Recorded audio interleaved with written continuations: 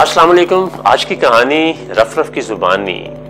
आज की कहानी आधा गिलास पानी है, जस्ट आधा गिलास पानी। देखिए, आपके सामने एक गिलास रखा जाता है जो आधा पानी से भरा हुआ है और आधा खाली है। उस्ताद पूछते हैं कि ये क्या है? लोग कहते हैं जी गिलास है। वो कहते हैं इसमें क्या है? पूछते हैं, कहते हैं जी पानी है। और पूछते हैं कि है पानी तो है, लेकिन अगर आपसे ये पूछा जाए कि ये पानी की मिकदार कितनी और कैसी है तो क्या कहेंगे? उसमें से कुछ लोग कहते हैं कि आधा गिलास भरा हुआ है और कुछ लोग कहते हैं कि आधा गिलास खाली है। अब आप मंतक और लॉजिक पर आके देखिए, बात तो दोनों की ठीक है।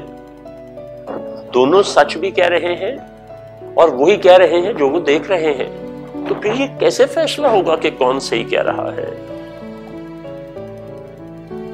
और ये फैसला आपने करना है। ये थी आज की कहानी। अब इस कहानी को हम एनालाइज करते हैं, इंसानी जिंदगी के साथ इसका क्या ताल्लुक है। देखिए, हम इस दुनिया में जब आते हैं तो हमारी जिंदगी में दुख और सुख का साथ होता है, आसानियां और मुश्किलें दोनों आती हैं। तो हमें क्या करना चाहिए? इस कहानी में हमें यह सबक मिलता है कि हमें हमेशा मुसीबत पे नजर रखनी चाहिए।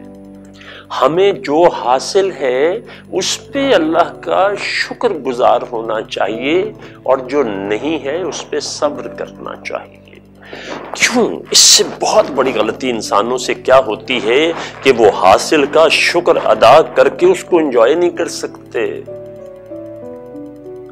और जो नहीं है उस पे रोते रहते हैं, जिसकी वजह से उनकी जिंदगी में जो आसानियां मौजूद होती हैं वो उन्हें रिकॉग्नाइज ही नहीं कर पाते। जब वो उनको रिकॉग्नाइज ही नहीं कर पाते तो नतीजा क्या होता है? Due to this non registration वो ग्रैटिट्यूड से दूर हो जाते हैं और उनका एटीट्यूड नेगेटिव हो जाता है। तो इंसानी रवैयों में बहुत कमाल है। Always be positive.